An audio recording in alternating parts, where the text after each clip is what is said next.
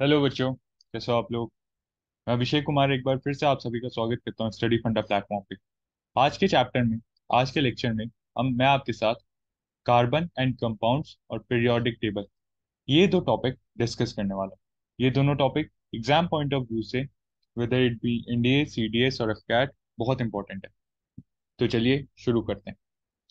सबसे पहले हम ये देख लेते हैं कि हमें पढ़ना क्या क्या। तो सबसे पहले हम पढ़ेंगे कार्बन के बारे में कि कार्बन होता क्या है, कार्बन की प्रॉपर्टीज क्या क्या है, ये समझेंगे। उसके बाद जानेंगे कि एलोट्रॉप्स ऑफ कार्बन कौन कौन से हैं। एलोट्रॉप वर्ड का मतलब क्या होता है। कई बच्चों को एलोट्रॉप वर्ड का मतलब नहीं पता होता। एलोट्रॉप्स ऑफ कार्बन क्या क्या हैं, उन्हें पता होगा। मैं उनसे पूछूंगा तो वो मे भी बता दें कि सर डायमंड, ग्रेफाइट, बक, मिनिस्टर, फ्लोरीन, ये तीनों हैं। लेकिन एलोट्रॉप वर्ड का मतलब क्या है वो शायद नहीं पता होगा। उसके बाद हम सैचुरेटेड और अनसैचुरेटेड कंपाउंड्स को देखेंगे। फिर हम कंबशन रिएक्शन क्या होता है, कैसे फॉर्म होता है, वो समझेंगे। उसके बाद ऑक्सीडेशन रिएक्शन, एडिशन रिएक्शन, इन दोनों रिएक्शंस को भी हम पढ़ेंगे। फिर इथेनॉल और उसकी प्रॉपर्टीज के बारे में हम समझेंगे। इथेनॉल क्या है, इसका केमिकल फॉर्मूला क्या है, इसकी प्रॉपर्टीज क्या क्या है, इसके यूजेस क्या है, इसके नेगेटिव इम्पैक्ट्स क्या क्या है, वो समझेंगे। उसके बाद हमें इथेनोइक एसिड और उसकी प्रॉपर्टीज के बारे में पढ़ना है, तो हम वो पढ़ेंगे। फिर सोप्स एंड डिटर्जेंट्स के बारे में पढ़ेंगे कि सोप्स क्या होते हैं, डिटर्जेंट्स क्या होते हैं, दोनों के बीच का डिफरेंस क्या होता है, वो समझेंगे। देन हम हार्ड वाटर और सॉफ्ट वाटर के बारे में पढ़ेंगे। हार्ड वाटर कैसे क्रिएट होता है, टेम्पररी हार्डनेस और परमानेंट हार्डनेस क्या होती है, ये दोनों कैसे क्रिएट होती है, इन्हें कैसे इरेडिकेट किया जाता है, इन्हें कैसे खत्म किया जाता है, तो वो समझेंगे। फिर पीरियोडिक टेबल और उसकी प्रॉपर्टीज के बारे में पढ़ेंगे कि पीरियोडिक टेबल क्या है, उनकी प्रॉपर्टीज क्या क्या है, वो पढ़ेंगे। उसके बाद हमें पढ़ना है मेंडलीव्स और उसके पीरियोडिक टेबल में। जो मेंडलीव ने पीरियोडिक टेबल दिया था, हम वो पढ़ेंगे। और फिर मॉडर्न पीरियोडिक टेबल, जो कि हेनरी मोसले ने बताया था, उसको देखेंगे। देखो, पीरियोडिक टेबल में आपके जो बुक है उसमें और साइंटिस्ट के भी नाम है, लेकिन एग्जाम पॉइंट ऑफ व्यू से वो इम्पोर्टेंट नहीं है। तो जो एग्जाम पॉइंट ऑफ व्यू से इम्पोर्टेंट है, मैं सिर्फ आपको वो पढ़ाऊंगा। ठीक है, शुरू करते हैं।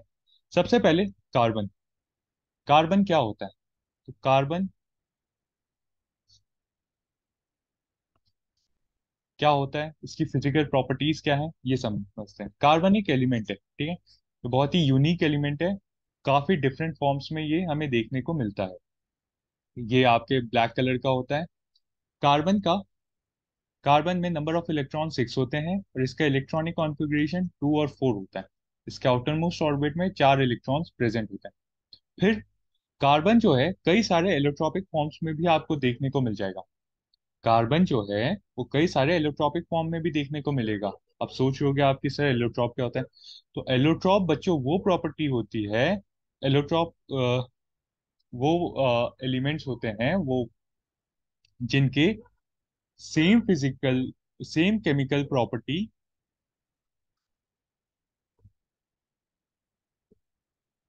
But different physical property, physical property. वो एलिमेंट जिनकी केमिकल प्रॉपर्टी सेम होती है बट उनकी फिजिकल प्रॉपर्टी अलग होती है, हम उससे एलोट्रॉप्स कहते हैं। ठीक है, कार्बन के कई सारे एलोट्रॉप हैं, लेकिन एग्जाम पॉइंट ऑफ व्यू से हमें सिर्फ 3 एलोट्रॉप पढ़ने हैं। वो क्या है, हम आगे पढ़ें। Density of different forms of carbon depend upon the origin of these element. Carbon के कई अलग अलग फॉर्म है, जैसे आपका कोल हो गया, सूट हो गया, डायमंड, ग्रेफाइट, बकमिस्टर, फुलरीन, कई सारे फॉर्म है। तो ये सब की डेंसिटी अलग होती है। ठीक है, कार्बन कुछ आपका ऐसा दिखता है। केमिकल प्रॉपर्टी ऑफ कार्बन सब हम पढ़ेंगे।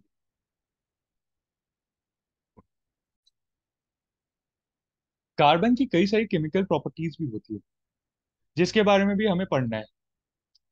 तो वो हम एक एक करके पढ़ेंगे। वो हम एक एक करके देखेंगे कि कार्बन की कई जो केमिकल प्रॉपर्टीज हैं। तो carbon combustion reaction, oxidation, addition, substitution, ये रिएक्शन शो करता है। ये रिएक्शन क्या है, इनमें क्या होता है, ये मैंने आप सभी के लिए आगे वाली स्लाइड्स में एक्सप्लेन कर रखा है। तो अभी हम आगे चलते हैं। अब एलोट्रॉप्स ऑफ कार्बन, जैसे कि मैंने आपको बताया, which have same chemical property but different physical property. वो एलिमेंट्स जिनकी केमिकल प्रॉपर्टी सेम हो बट उनकी फिजिकल प्रॉपर्टी अलग हो, उसे हम एलोट्रॉप्स कहते हैं। कार्बन के कई सारे एलोट्रॉप्स होते हैं, but exam point of view से आपको सिर्फ 3 एलोट्रॉप इंपॉर्टेंट है, जिसमें से 2 एलोट्रॉप बहुत ज्यादा इंपॉर्टेंट है और एक उतना कुछ खास है। तो कौन कौन से वो 3 एलोट्रॉप हैं? ग्रेफाइट, डायमंड, बकमिनिस्टर,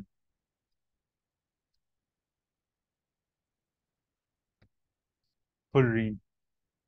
तो ये 3 बहुत इंपॉर्टेंट है। सबसे पहले ग्रेफाइट देखते हैं। तो ग्रेफाइट एक कार्बन का प्योर फॉर्म है, ठीक है। ये आपको इसका जो स्ट्रक्चर है, केमिकल स्ट्रक्चर है, ये 2D के फॉर्म में होता है, ठीक है। They are hexagonally arranged. ये सॉफ्ट ब्लैक और स्लिपरी सॉलिड होता है। ग्रेफाइट जो है आपका, वो सॉफ्ट ब्लैक और स्लिपरी सॉलिड, स्लिपरी कलर, इसका प्रॉपर्टी ये आपका बड़ा स्लिपरी सा होता है, ठीक है। इसका ये बहुत इंपॉर्टेंट है कि ये जो है sp2 हाइब्रिडाइजेशन में आपको देखने को मिलता है। क्या? आपका जो ग्रेफाइट है वो sp2, उसकी जो हाइब्रिडाइजेशन है वो sp2 है। दूसरी इंपॉर्टेंट चीज, ग्रेफाइट जो है आपका, it can conduct electricity. It is the exception that graphite can conduct electricity. It is the only non metal which can conduct electricity. अब कैसे कंडक्ट करता है वो देखते हैं। देखो, ये ग्रेफाइट का आपका केमिकल स्ट्रक्चर है, ठीक है। इसकी हाइब्रिडाइजेशन sp2 है, ठीक है। ये 2D स्ट्रक्चर है और हेक्सागोनली, ये देख रहे हो आप, ये हेक्सागोनली अरेंज्ड है। इसमें होता ये है कि ये जो एक इलेक्ट्रॉन है, ये फ्री होता है, ठीक है। हर हर उसमें एक इलेक्ट्रॉन फ्री होता है, और ये जो फ्री इलेक्ट्रॉन है, ये इलेक्ट्रिसिटी कंडक्शन में काम करता है। ये जो फ्री इलेक्ट्रॉन है, ये इलेक्ट्रिसिटी कंडक्शन में काम करता है। तो इस वजह से ग्रेफाइट जो है आपका इलेक्ट्रिसिटी कंडक्ट कर पाता है। ओके, आगे बढ़ते हैं। ग्रेफाइट का यूज कहाँ है? आपके पेंसिल की लेड में। पेंसिल की जो लेड होती है, वो ग्रेफाइट की होती है, ठीक है। हम उसे बोलते तो लेड है, लेकिन वो होता ग्रेफाइट है। ओके, तो प्रॉपर्टीज, ग्रेफाइट की प्रॉपर्टीज देख लेते हैं। It acts as a lubricant. Graphite जो है, ये स्लिपरी होता है, ये काफी स्लिपरी सब्सटेंस होता है, तो इसे हम एज अ लुब्रिकेंट यूज करते हैं।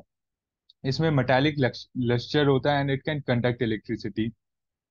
ग्रेफाइट जो होता है उसमें मेटालिक लेक्सचर होता है। लेक्सचर मतलब, मेटालिक लेक्सचर मतलब कि उसमें एक, मेटल्स में आपने देखा होगा कि एक चमक सी होती है, ठीक है। एक तो उसमें क्या कहते हैं, आप गोल्ड को देखो, आप आयरन को देखो, आप स्टील को देखो, एक चमक सी होती है, तो उसे हम मेटालिक लेक्सचर कहते हैं। और दूसरा, ग्रेफाइट जो है आपका इलेक्ट्रिसिटी कंडक्ट कर पाता है। Graphite is very good conductor of both heat and electricity. ये हीट और इलेक्ट्रिसिटी दोनों को कंडक्ट कर लेता है। Dry graphite is used as a lubricant in machines at high temperature, where we cannot use oil. ये इंपॉर्टेंट है।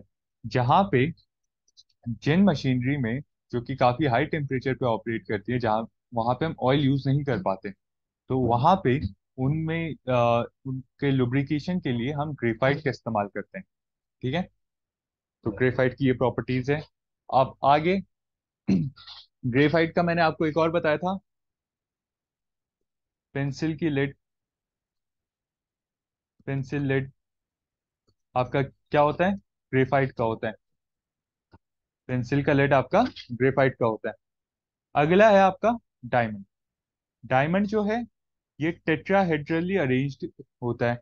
Diamond जो है आपका, ये टेट्राहेड्रली अरेंज्ड होता है। इसमें एक कार्बन का जो इलेक्ट्रॉन है, that is attached with 4 carbon atoms. एक carbon atom is attached with four different carbon atoms. इसकी हाइब्रिडाइजेशन sp3 है, याद रखना। ग्रेफाइट की हमने पढ़ी थी sp2, इसकी sp3 हाइब्रिडाइजेशन है। अब देखो इसमें क्या होता है, इसमें एक जो कार्बन एटम है,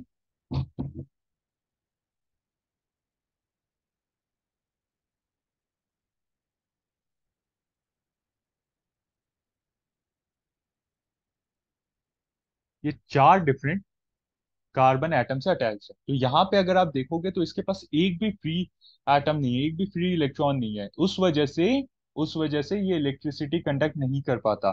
वहीं ग्रेफाइट के पास फ्री इलेक्ट्रॉन्स थे, तो वो इलेक्ट्रिसिटी कंडक्ट कर पा रहा था। समझे कि ग्रेफाइट क्यों करता है और डायमंड क्यों नहीं करता?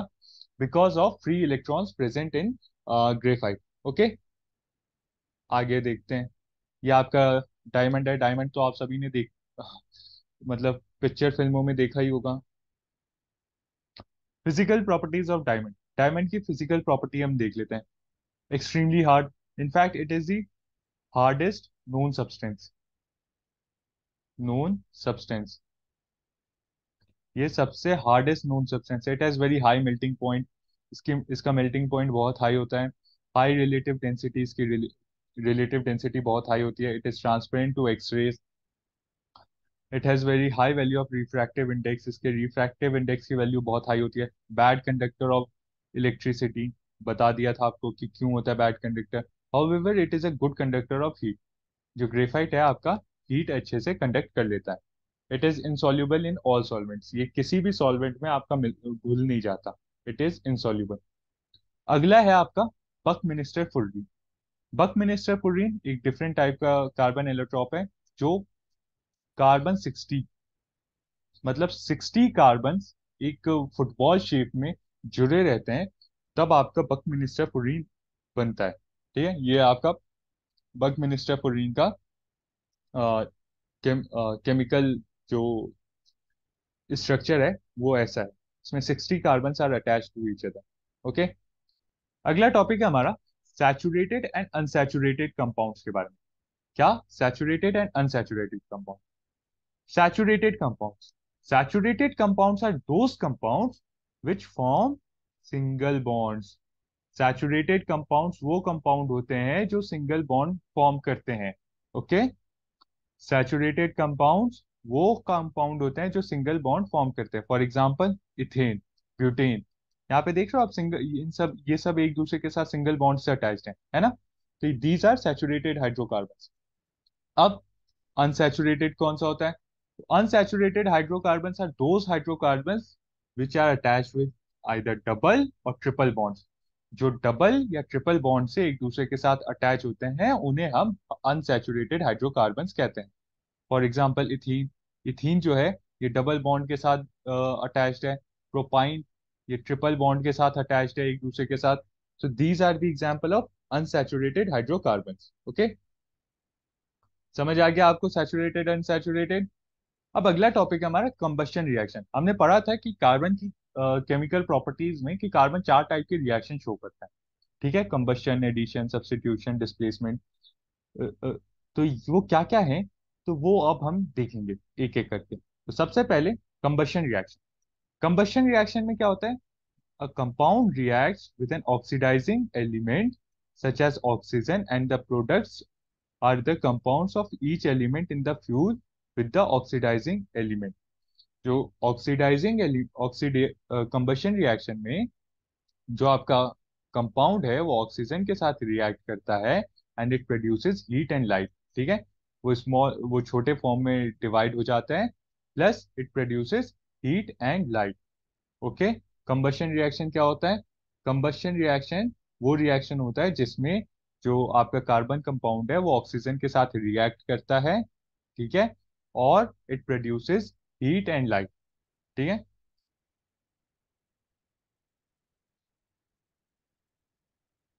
आगे देखते हैं ऑक्सीडेशन रिएक्शन।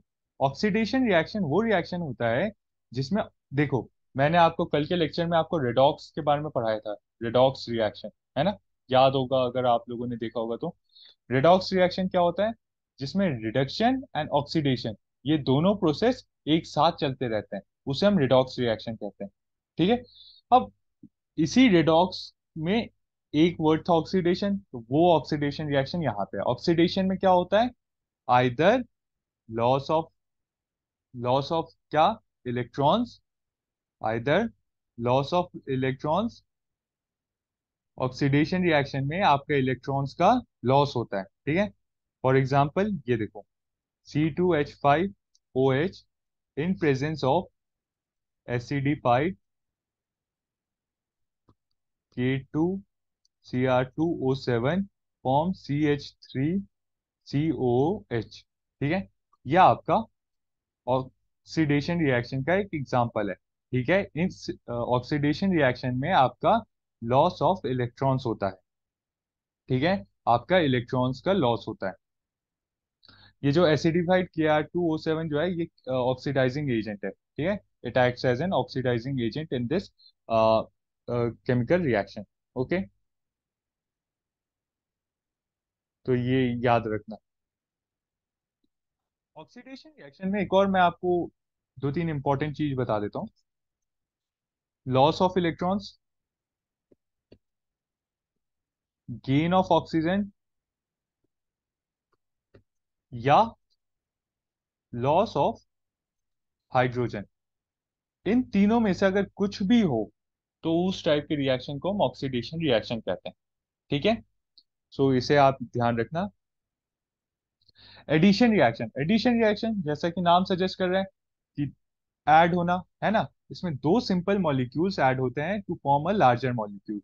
क्या? इसमें एडिशन रिएक्शन में दो simple molecules of hydrocarbons are combined and form one large molecules. तो such type of reaction is known as addition reaction. Substitution reaction, अगला है आपका सब्स्टिट्यूशन रिएक्शन। इसे सिंगल डिस्प्लेसमेंट रिएक्शन भी कहा जाता है। सब्स्टिट्यूशन रिएक्शन में क्या होता है?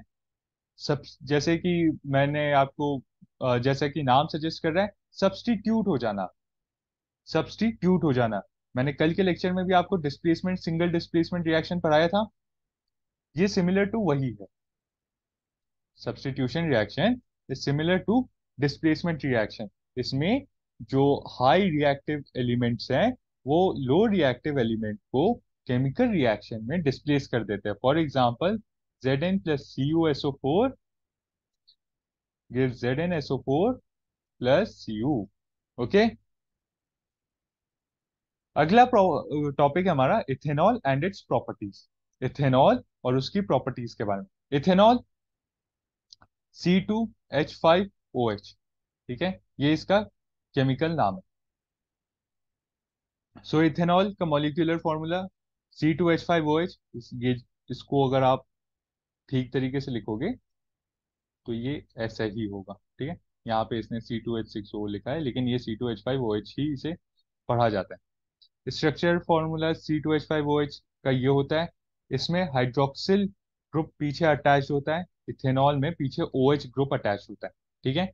अगर किसी भी हाइड्रोकार्बन में पीछे मैं OH ग्रुप अटैच कर दूं तो वो अल्कोहल ग्रुप में आ जाएगा। इथेनॉल में जैसा नाम सजेस्ट कर रहा है, एथ मतलब दो कार्बन होने चाहिए और पीछे OH ग्रुप अटैच होगा, ठीक है। So this is your ethanol.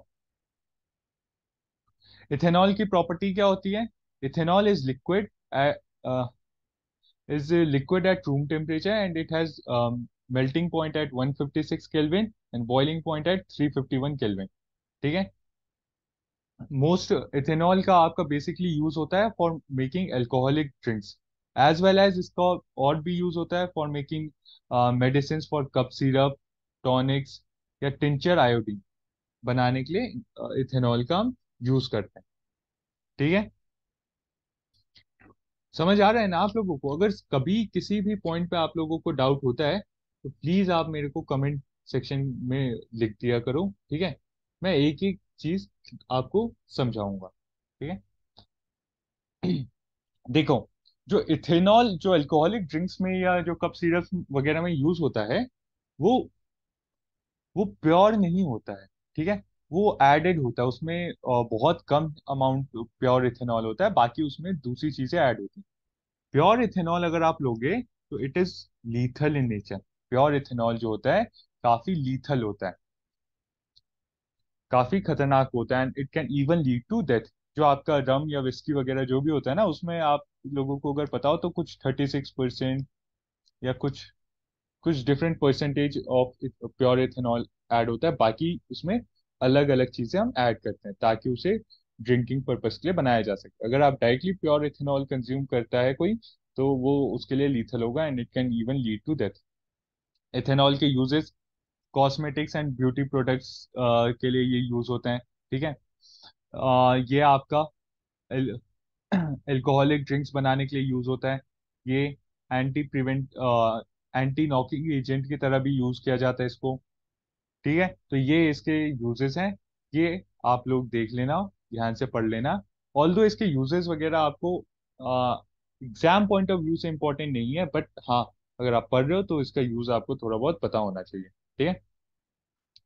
अगला टॉपिक है आपका ethanoic acid and its properties. Ethanoic acid chemical formula CH3COOH। ठीक है। ये जो COOH है, ये आपका एसिडिक ग्रुप है। ठीक है, ये आपका एसिडिक ग्रुप है। इथेनोइक एसिड का केमिकल फॉर्मूला ये होता है, इसको हम एसिटिक एसिड भी कहते हैं। इथेनोइक एसिड को हम एसिटिक एसिड भी कहते हैं। तो अब ये जो लाइन है, ये बहुत इंपॉर्टेंट है। ठीक है, एंड इनफैक्ट ये लाइन आपकी डायरेक्टली पूछी गई थी CAPF 2020 के एग्जाम में, कि 5 to 8% of acidic acid in water becomes vinegar. क्या? 5 to 8% of acetic acid plus water अगर हम कर मिला दें तो वो विनेगर, जिसे आप हिंदी में सिरका भी कहते हैं, वो बनता है। ठीक है। क्या? याद रखना, ये परसेंटेज याद रखना, ये परसेंटेज के ऊपर क्वेश्चन पूछा गया था कि कितना परसेंटेज होना चाहिए, तो 5 to 8% होना चाहिए of acetic acid in water forms vinegar. Glacial acetic acid क्या होता है, ये भी कभी कभी पूछ लिया जाता है, what is glacial acetic acid. तो ग्लेशियल एसिटिक एसिड जो आपका इथेनोइक एसिड है, वो उसका जो क्या कहते हैं फ्रीजिंग पॉइंट है, वो बहुत ही लो होता है। ये विंटर में आपका फ्रीज हो जाता है। तो जो इथेनोइक एसिड आपका फ्रीज हो जाता है विंटर में, उसे हम ग्लेशियल एसिटिक एसिड कहते हैं। सेम चीज है, अगर फ्रीज हो गया तो ग्लेशियल एसिटिक एसिड। ओके, याद रखना इसका। ये बहुत इंपॉर्टेंट रिएक्शन है, एस्टरिफिकेशन रिएक्शन। ठीक है, तो इस रिएक्शन को ध्यान से देखो। When carboxylic acid and alcohol react, they form a product known as ester. जब carboxylic acid plus ethanol react करेंगे तो एस्टर फॉर्म करेंगे, और इस रिएक्शन को हम कहते हैं esterification reaction. Esters have sweet fruity smell. ठीक है, they are use for making perfumes and synthetic flavouring agents. ये आपका परफ्यूम्स वगैरह बनाने में यूज होता है। और एस्टर जो है, उसका यूज सोप मेकिंग में भी होता है, इन सेपोनिफिकेशन रिएक्शन। आगे हम पढ़ेंगे सोप्स के बारे में। तो एस्टर का यूज सोप मेकिंग में भी यूज होता है। एस्टर कैसे फॉर्म होता है? जब ethanoic acid plus alcohol ethanol आपस में रिएक्ट करते हैं, then they form ester. Ester is a sweet fruity smell करने वाला एक वो सब्सटेंस होता है, जिसका यूज होता है परफ्यूम बनाने में। इसका सोप बनाने में, इन सेपोनिफिकेशन रिएक्शन में भी इसका इस्तेमाल होता है, एस्टर्स का। ठीक है, याद रखना इसे। Uses of ethanoic acid. अब इथेनोइक एसिड हमने पढ़ लिया, तो इसके यूज भी देखने पड़ेंगे। तो इस ethanoic acid is widely used in many industries, कई कमर्शियल लेवल पे इसका यूज होता है। इसका एस्टर्स, विनेगर और कई सारे पॉलीमेरिक मटेरियल्स बनाने के लिए यूज होता है। विनेगर मैंने आपको बताया था 5 to 8% of acetic acid. Vinegars have shown to reduce high concentration of blood sugar level. जिनका हाई बीपी होता है उनको विनेगर काफी उनके लिए सेहतमंद होता है। ठीक है। इट इज यूज, ये कुकिंग के लिए यूज होता है। ठीक है। ये आपका stop bath for photographic emulsion development, use as stop bath for photographic emulsion development, इसके लिए यूज होता है। ये आपका फर्टिलाइजर्स वगैरह बनाने के लिए भी यूज होता है, इन्हें पेस्टिसाइड्स बनाने के लिए भी यूज होता है।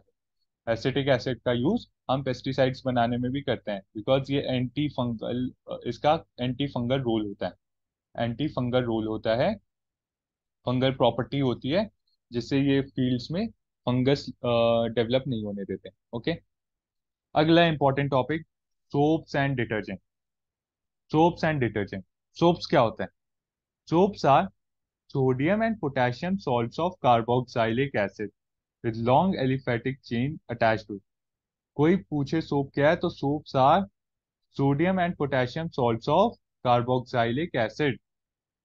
सोप जो है sodium and potassium salt of carboxylic acid जो है उसे हम सोप कहते हैं। Soaps are generally prepared through saponification of fats and oils. Soaps का को हम प्रिपेयर करते हैं थ्रू सैपोनिफिकेशन रिएक्शन। इस सोप में दो एंड होते हैं, एक हाइड्रोफिलिक एंड, एक हाइड्रोफोबिक एंड। हाइड्रोफिलिक एंड वो एंड होता है जो वाटर के साथ घुल के झाग फॉर्म करता है, और हाइड्रोफोबिक एंड वो एंड होता है जो ऑयल या डर्ट में जाके उनको अटैक करता है और और कपड़ों से ऑयल या डर्ट को रिमूव करता है। ठीक है। सोप्स के दो एंड होते हैं, हाइड्रोफिलिक एंड हाइड्रोफोबिक। सो ये हाइड्रोफिलिक हाइड्रोफोबिक के ये इसका ये यूज है होता है। डिटर्जेंट्स। अब डिटर्जेंट्स क्या होते हैं? तो detergents are potassium and sodium salt of long chain of sulphonate group. So detergents जो होते हैं they are sodium and potassium salts of sulphonic acid. अगर पूछे कि डिटर्जेंट्स क्या होते हैं, तो detergents are sodium and potassium salts of sulphonic acids. जो डिटर्जेंट की एक बहुत इंपॉर्टेंट प्रॉपर्टी है that it is soluble in hard water. Detergent जो है हार्ड वाटर में सॉल्युबल होता है, वहीं सोप आपका हार्ड वाटर में सॉल्युबल नहीं होता। अब आप पूछोगे, आपके मन में डाउट आ रहा होगा, सर ये हार्ड वाटर क्या होता है? अब वाटर भी हार्ड और सॉफ्ट होता है, वाटर तो वाटर है। तो हार्ड वाटर क्या है, मैं आगे आपको समझाने वाला हूँ। अभी के लिए आप इतना ही समझो कि जो डिटर्जेंट्स है it is insoluble in hard water. नहीं, detergents are soluble and soaps are insoluble in hard water. Detergents, commonly anionic detergents such as alkyl benzene sulfonate are used for domestic purpose। जो आपके domestic purpose में जो आप detergents जैसे टायर, ड्रेन, Surf Excel, Ariel ये सब यूज करते हैं ना, ये अल्काइल, ये अनायनिक डिटर्जेंट होते हैं अल्काइल बेंजीन सल्फोनेट के। ठीक है। So they they are use as domestic, they are use in domestic purpose. अगला टॉपिक है हमारा हार्ड वाटर। मैंने आपको कहा था कि हार्ड वाटर होता है। तो हार्ड वाटर कब फॉर्म होता है? जब कार्बोनेट्स, बाइकार्बोनेट्स एंड सल्फेट्स,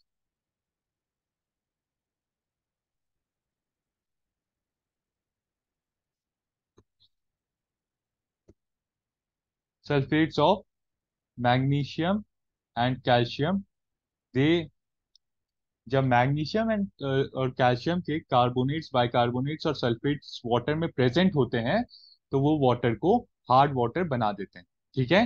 क्या? जब मैग्नीशियम या कैल्शियम के कार्बोनेट्स, बाइकार्बोनेट्स या सल्फेट्स वाटर में प्रेजेंट होते हैं, तो वो नॉर्मल वाटर को हार्ड वाटर बना देते हैं। अब हार्ड वाटर दो टाइप की होती है, temporary hardness and permanent hardness. सबसे पहले टेम्पररी हार्डनेस देखते हैं। तो टेम्पररी हार्डनेस क्या होती है? इसमें carbonates and bicarbonates of magnesium and calcium are added into water. क्या होता है? Carbonates, carbonates and bicarbonates of calcium and magnesium are added in water, then it forms temporary hardness. तब जो वाटर है उसमें उसकी जो हार्डनेस होगी वो टेम्पररी हार्डनेस है। अब टेम्पररी हार्डनेस को हटाने का तरीका क्या है? आइदर बाय बॉइलिंग और by adding lime, that is calcium hydroxide. अगर इन दोनों को हम, ये दोनों प्रोसेस में से कोई भी एक प्रोसेस करते हैं, तो वो जो टेम्पररी हार्डनेस है वाटर की वो रिमूव हो जाती है, और वाटर तब आपका उस नॉर्मल पर्पस के लिए आप इस्तेमाल कर सकते हैं। हार्ड वाटर को भी आप इस्तेमाल कर सकते हैं, लेकिन हार्ड वाटर में आपका सोप सोप डिजोल्व नहीं होता।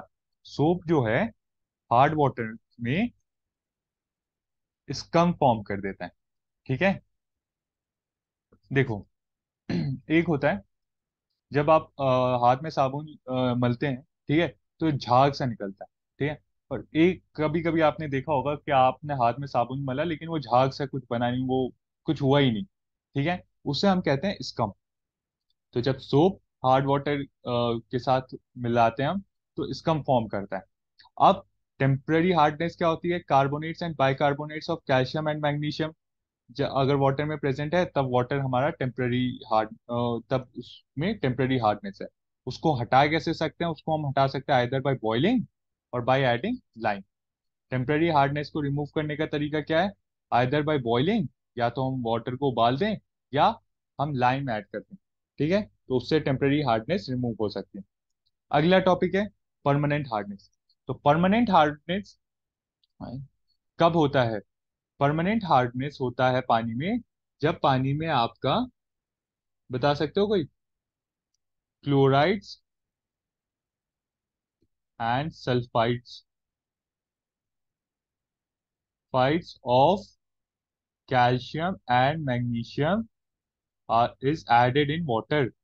जब chlorides and sulphides of calcium and magnesium water में ऐड होता है, तब जो वाटर होता है उस उसको हम कहते हैं परमानेंट, उसमें जो हार्डनेस होती है उसे कहते हैं हम परमानेंट हार्डनेस, ठीक है क्या?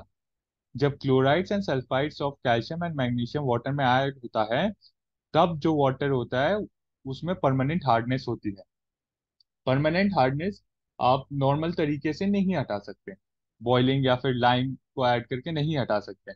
तो परमानेंट हार्डनेस को हटाने का क्या तरीका है? तो परमानेंट हार्डनेस को आप either by using washing soda, detergents, उससे परमानेंट हार्डनेस हट सकती है, या by doing permuted process, permuted process, either by इस प्रोसेस से वाटर से परमानेंट हार्डनेस रिमूव की जा सकती है, ठीक है। सो ये दो आपके एग्जाम्पल्स हैं। अब ये है आपका पीरियोडिक टेबल। पीरियोडिक टेबल आपका ऐसा दिखता है। ऑल्दो आपको पीरियोडिक टेबल पूरा याद रखने की जरूरत नहीं है, बट हाँ, आप पहले दो और लास्ट के ये वाले 13 to 18, इतने आप अगर याद रख सकते हो, ठीक है। इसमें से भी थोड़े थोड़े बहुत अगर आपको याद होंगे, अगर आप याद रख सकते हो, then that is more than enough. Okay. तो पीरियोडिक टेबल जो है वो आपका क्या बताता है? Periodic table states that properties of element are periodic function of their atomic number, ठीक है।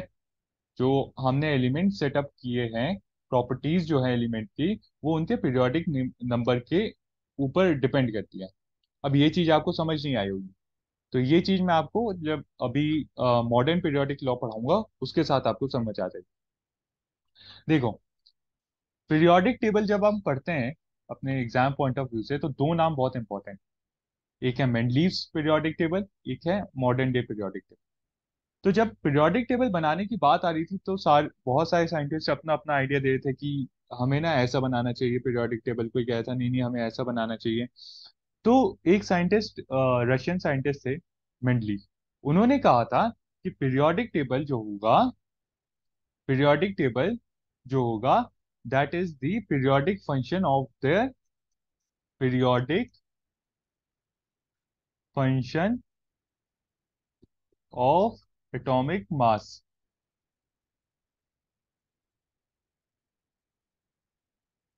एटॉमिक मास के ऊपर बेस्ड होगा।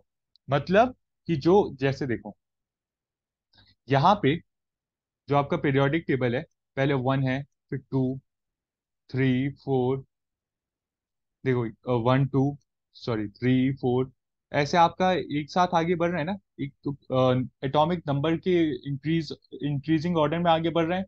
बट आपके मेंडलीव ने कहा था कि नहीं नहीं, ये एटॉमिक नंबर नहीं होना चाहिए, ये एटॉमिक मास के उसमें आगे बढ़ना चाहिए, एटॉमिक मास के प्रपोर्शन में। मेंडलीव के पीरियोडिक टेबल, मेंडलीव ने कहा था कि आपका पीरियोडिक टेबल आगे बढ़ना चाहिए। ओके। तो मेंडलीव के पीरियोडिक टेबल की कुछ मेरिट्स थी और कुछ डिमेरिट्स थी, ऑल्दो ये पीरियोडिक टेबल सेलेक्ट नहीं हुआ, ठीक है, क्योंकि इसमें बहुत सारी प्रॉब्लम्स थी। बट मेंडलीफ ने जो ये आइडिया दिया था, इस आइडिया ने बहुत हेल्प की to make the current day periodic table, जो कि बहुत ही सही है और काफी स्टेबल सी है। इनके डीमेरिट्स देख लेते हैं, क्योंकि ये ज्यादा इंपॉर्टेंट है। ऑल्दो मेरिट्स डीमेरिट्स आपके एग्जाम में नहीं आएंगे, बट फिर भी आप एक बार देख लीजिए। सबसे पहले मेंडलीव ने का जो पीरियोडिक टेबल था, उसमें उन्होंने हाइड्रोजन की कोई एक फिक्स पोजीशन नहीं थी। हाइड्रोजन उनके पीरियोडिक टेबल में किसी फिक्स पोजीशन में नहीं था। हाइड्रोजन को वो एक पर्टिकुलर पोजीशन नहीं दे पाए थे। दूसरा, जो उन्होंने increasing order of atomic mass से जो सेटअप किया था, उससे कई कई बार काफी ऐसा हुआ कि जो जो एलिमेंट जिनकी प्रॉपर्टीज एकदम डिफरेंट है, वो एक ग्रुप में आ गए, और जो एलिमेंट जिनकी प्रॉपर्टीज सेम है, वो डिफरेंट ग्रुप्स में आ गए। तो इस वजह से। तीसरा, इन्होंने आइसोटोप्स, उस समय ऑल्दो हमें आइसोटोप्स मालूम नहीं थे, लेकिन जो उनका पीरियोडिक टेबल है, उसमें हम आइसोटोप्स को फिट नहीं कर पा रहे थे। तो ये तीन इनके मेजर डिमेरिट्स थे मेंडलीव जी के। उसके बाद हेनरी मोसले, एक नए साइंटिस्ट आए। ये नाम ध्यान रखना, मोसले। इन्होंने मॉडर्न डे पीरियोडिक टेबल बताया। इन्होंने कहा कि जो हमें पीरियोडिक टेबल बनाना चाहिए, दे शुड बी, वो जो होना चाहिए वो periodic function of atomic numbers, वो मतलब एटॉमिक नंबर के बेसिस पे आगे बढ़ने चाहिए, इंस्टेड ऑफ एटॉमिक मास। तो एटॉमिक नंबर के बेसिस पे जब हमने सेटअप किया, तो क्या हुआ, हाइड्रोजन की अपनी पोजीशन आ गई, first thing. Second thing, isotopes, वो भी आपके पीरियोडिक टेबल में अकोमोडेट हो गए। जो नोबल गैसेस, जो मेंडलीव्स नहीं बता पाए थे, वो इन्होंने बता इनके पीरियोडिक टेबल में बहुत ही इजीली अकोमोडेट हो गए। तो ये मॉडर्न डे पीरियोडिक लॉ है कि जो आपका पीरियोडिक टेबल होना चाहिए, they should be periodic function of their atomic masses. वो atomic masses, atomic number, sorry, जो आपका एलिमेंट होना चाहिए, they should be in periodic function of their atomic number. तो ये आपका modern day periodic table. Okay. तो जो मॉडर्न डे पीरियोडिक टेबल है, उसकी वजह से हमें नोबल गैसेस की पोजीशन फिक्स हो गई कि लास्ट में जो 18 नंबर का जो ग्रुप होगा, उसमें हम नोबल गैसेस डाल पाएंगे। एस और पी ब्लॉक के एलिमेंट्स जो हैं वो सही तरीके से स्टैब्लिश हो गए। ट्रांजिशन एलिमेंट्स, ट्रांजिशन एलिमेंट्स जो हैं, जो 3 to 12 ग्रुप में आते हैं, वो भी एक तरीके से एडजस्ट हो गए थे। Inner transition element, lanthanides and actinides, ये कहाँ पे आते हैं मैं आपको दिखा देता हूँ। लैंथेनाइट्स एंड एक्टिनाइट्स, ये वाले आपके लैंथेनाइट्स एक्टिनाइट्स हैं। और ये जो ग्रुप है, ये आपका ट्रांजिशन एलिमेंट का ग्रुप है। तो ये सब आपस में वो अकोमोडेट हो गए ढंग से, और कोई प्रॉब्लम नहीं आई हमें अकोमोडेट करने में। सो ये था आपका मॉडर्न डे पीरियोडिक लॉ। सो बच्चों, आज के लेक्चर में इतना ही। आई होप आपको लेक्चर अच्छा लगा होगा। अगर लेक्चर अच्छा लगा है तो प्लीज लेक्चर को लाइक करें, अपने दोस्तों के साथ शेयर करें, और हमारे चैनल को सब्सक्राइब करें। ठीक है, ताकि आपको और भी ऐसे लेक्चर्स मिलते रहें। तब तक के लिए थैंक यू। जय हिंद। Good bye.